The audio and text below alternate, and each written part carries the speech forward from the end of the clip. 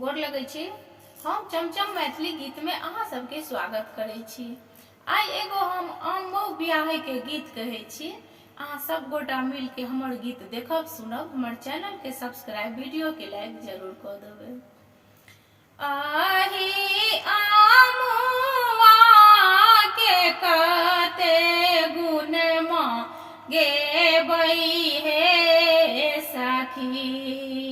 आही माहुआ के कते गुण गेबै हे सखी।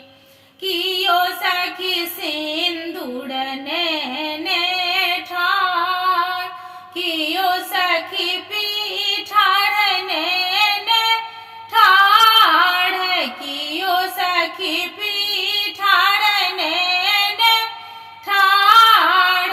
आही आमुआ में सिंदूर लगेबै हे सखी। आही माहुआ में पीठार लगेबै हे सखी। आही आमुआ के कतेक गुण गेबै हे सखी। आही माहुआ के कतेक गुण गेबै हे सखी।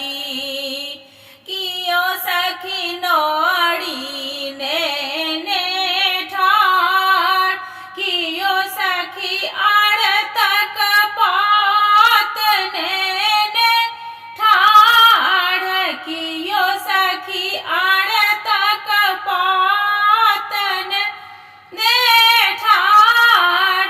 आही आमुआ के नौरी से बान्हेबै हे सखी।